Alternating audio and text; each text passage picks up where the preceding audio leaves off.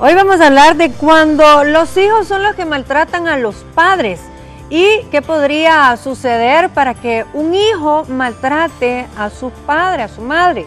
Y bueno, a veces no son mayores de edad, en otras ocasiones sí, pero son a veces los verdaderos jefes de la familia. Ellos no son delincuentes comunes, pero pagan, amenazan, roban y además de eso agreden psicológicamente. Bueno, se convierten incluso en protagonistas del llamado síndrome del emperador cuando son niños, pero también qué peligroso es que crezcan maltratando a sus padres, porque seguramente cuando ellos estén en su vejez también van a estar maltratando a sus padres cuando vuelven a ser como dependientes. Así que es importante que hoy hablemos de este tema, no solamente enfocado en los adultos mayores, que son los que más índices muestran de violencia física, psicológica, incluso las pensiones a veces se las retienen, pero también cuando hay niños que tienen un síndrome de emperador. Para este tema está conmigo la licenciada psicóloga clínica, Susana Mabel Galán. Bienvenida. Gracias, encantada. También está la doctora Claudia de Gómez, ella es coordinadora del programa del adulto mayor de Ágape. Gracias, bienvenida.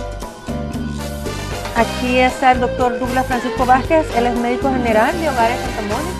Con gusto, gracias. Y Julio Jiménez, él es consejero familiar. Bienvenido. Gracias. Hoy sin esposa. ¿Hoy vino solo? Sí, mi esposa está desvelada para trabajar anoche. Ah, bueno. Fíjense que es importantísimo que veamos este tema desde la niñez, porque generalmente cuando son niños únicos, niños consentidos, licenciada, empiezan a maltratar a sus papás en el sentido de que los saben manipular, muchas veces incluso hasta les tiran objetos, les gritan. Sí. Yo siento que eso es una falta de respeto de un menor de edad hacia su papá o su mamá. Claro, y hasta muchas veces les llegan a pegar. Exacto. Patadas, les dan codazos, les pegan en la cabeza y el padre permite, la madre o el padre permite. Esto se da por carencia de límites totalmente. Cuando hay una sobreprotección, que la madre o el padre quiere proteger tanto al niño que lo que hace es evitar hacerle daño, el niño se aprovecha efectivamente y es donde vienen a aparecer el síndrome del emperador. Es que al niño que se le ama se le pone límites, se le pone reglas. Sí. Y generalmente una persona que crece sin reglas no sabe cuándo parar. Exacto, no tiene un alto. Claro. Y continúa y continúa y continúa, y el padre muchas veces permite que continúe.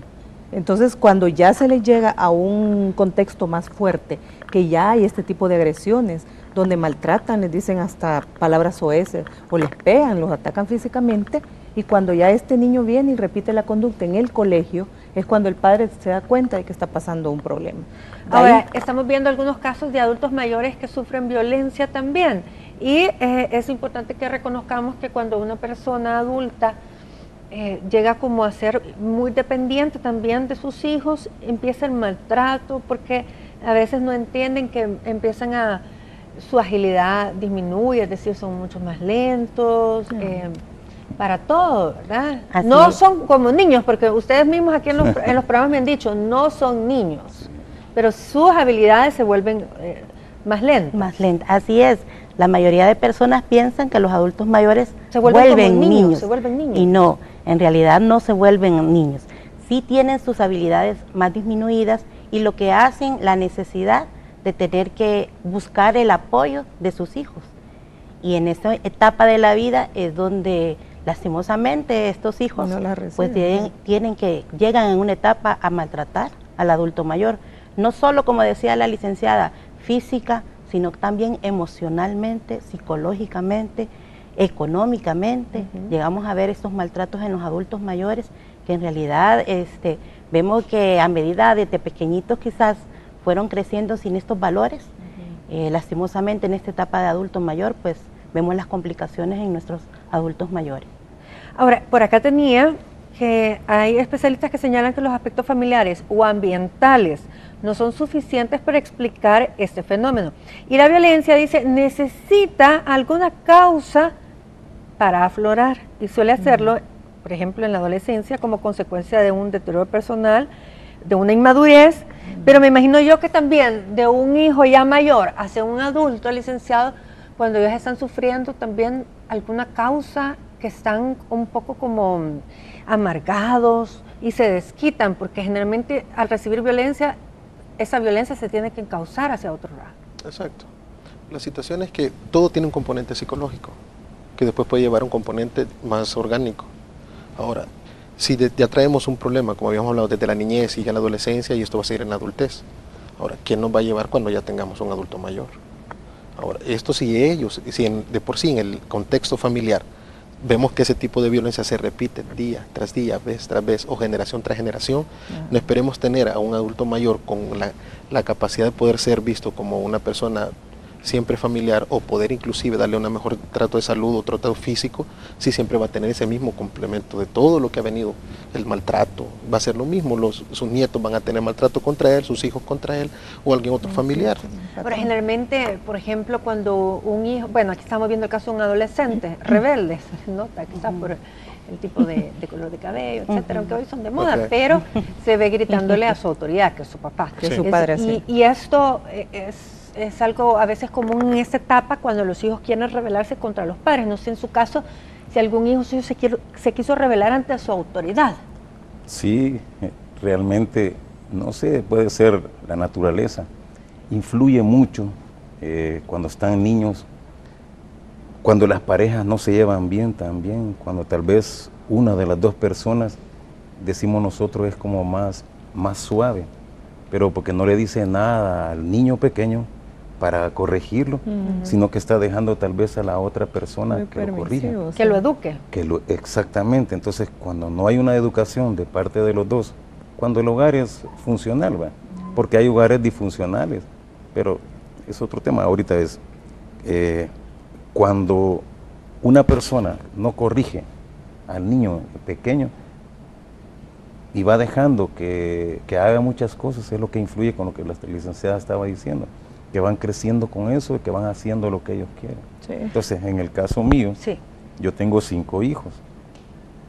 Ya uno de 33. Cada hijo me imagino que es una experiencia diferente. Totalmente diferente. El de 33 años, 32, el de 22 años, de 14 años, de 12 años. Y tienen unas actitudes, sí, totalmente diferentes. Y hay maltrato, o sea, maltrato que a veces, por ejemplo, la niña pequeña, yo le digo una cosa y ella empieza a hablar, a contestar, a tener ella la razón. Eso es un maltrato.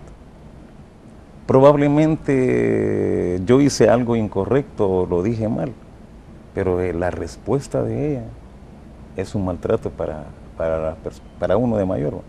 Entonces con cada uno se tienen diferentes etapas también de la forma del maltrato hacia uno.